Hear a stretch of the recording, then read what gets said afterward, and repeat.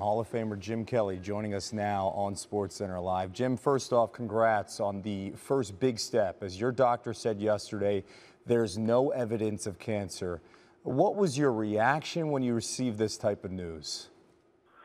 Well, obviously, I was elated. I mean, I could not believe that finally I've heard those words, and made me feel good because, as most people know that have been through cancer and been through chemo and radiation, know that there's a time period where you have to wait after your last treatment in order to find out if what the treatments that they gave you have worked. And it's a long period, 12 to 16 weeks. So it's been a long few months to wait to find out if chemo and radiation work, but so far so good. I have one more trip, and that's next week back to New York City, where some of the MRI scans did not 100% show everything that they needed to see.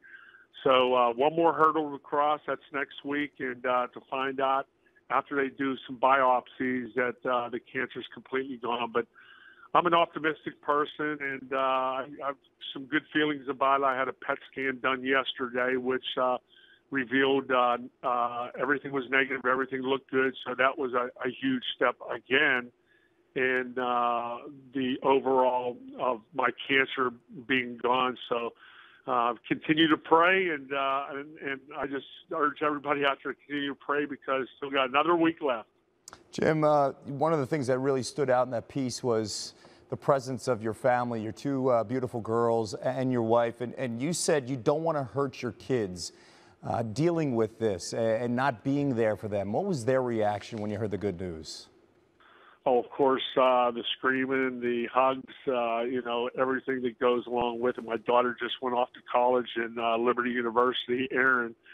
And my wife's down there with her right now, but of course they're so excited because they mean everything to me. And I have two daughters, and for all those guys that have daughters out there, realize how special it is and how close you are to your kids. And they've been there from start to finish. And when we talked about Kelly Tough all the time, yeah, people always think toughness means physical toughness, but the mental toughness that they've showed towards me and the support they've given me, the prayers and always being there every step of the way, both Erin and Cameron, my two daughters, is priceless because when you go through things like this, you got to be physically tough. I mean, that goes without saying, but the mental toughness for me was probably the biggest hurdle I had to cross. And to have all the prayers from everybody across the country, especially right here in Buffalo, Western New York. I mean, brothers that have come to my side, my brother Ray, who's been up here 3 times since he's retired to spend months with me. My brother Danny, who handles every step of the way for me so I don't have to worry about it. And of course, my wife. Words can't describe what family has meant to me, and I am so, so blessed. Jim, how do you feel right now? Because, of course, you talked about this whole process, a painful one on a daily basis, both mentally, physically, even emotionally. How do you feel right now?